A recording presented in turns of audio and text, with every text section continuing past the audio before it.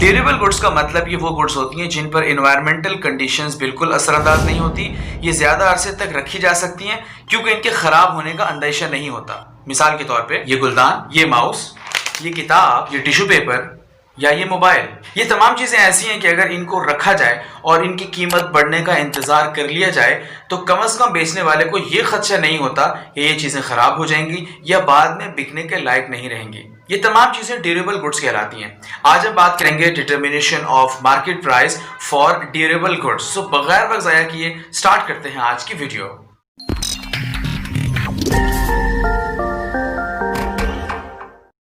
जी तो स्टूडेंट्स, आप अपनी स्क्रीन पे इस वक्त ग्राफ देख सकते हैं जिसमें determination of market price for durable goods को एक्सप्लेन किया जा रहा है।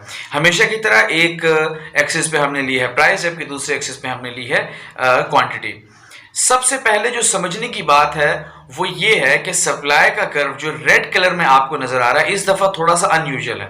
यानी सप्लाई का कर्व आपने देखा होगा कि वो नीचे से स्टार्ट होता है और पॉजिटिव स्लोप बिल्कुल राइट साइड की तरफ ऊपर निकल जाता है। लेकिन आज आप देख रहे हैं कि सबसे पहले ये नीचे से शुरू हुआ और तिरछा है, और तिरछा होने के बाद एक खास पॉइंट के बाद बिल्कुल स्ट्रेट यानी वर्टिकल हो गया।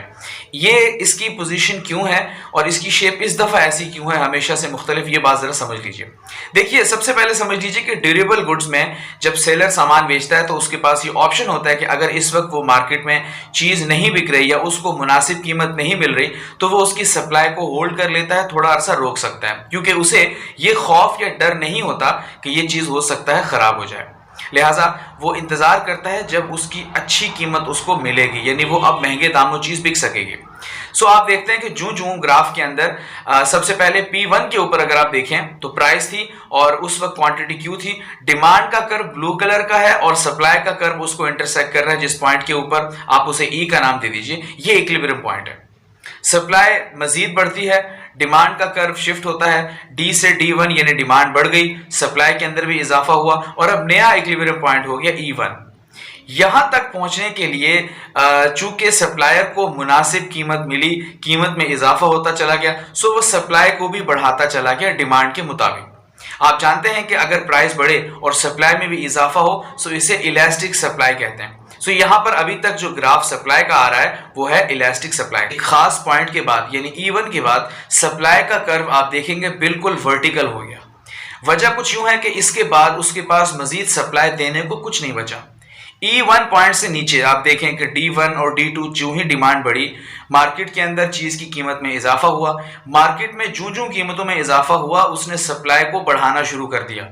एक सप्लायर होने के नाते किसी भी शख्स की ये मेंटालिटी या जहनियत होती है कि जितनी ज्यादा अच्छी कीमत मिलेगी उतनी ही ज्यादा सप्लाई में इजाफा कर दिया जाएगा।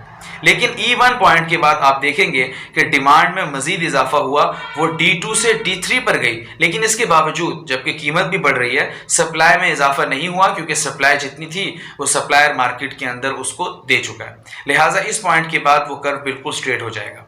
ये मार्केट प्राइस ड्यूरेबल गुड्स के लिए हमेशा सप्लाई का कर्व पहले तिरछा होगा यानी इलास्टिक होगा और एक खास पॉइंट के बाद वो हमेशा स्ट्रेट वर्टिकल हो जाएगा यानी इन इलास्टिक हो जाएगा। मुझे उम्मीद है determination of market price for durable goods का कॉन्सेप्ट आपको अच्छे से समझ में आ गया होगा। वीडियो पसंद आई है तो लाइक कीजिए, मेरा चैनल सब्सक्राइब कीजिए। मैं चाहता हूं आपसे इजाजत, क्योंकि जो चीज़ें मैं मांग कर लाया हूं ये वापस भी करनी है। मैं मिलता हूं आपसे अगली वीडियो में। टिल देन, अल्लाह हाफिज।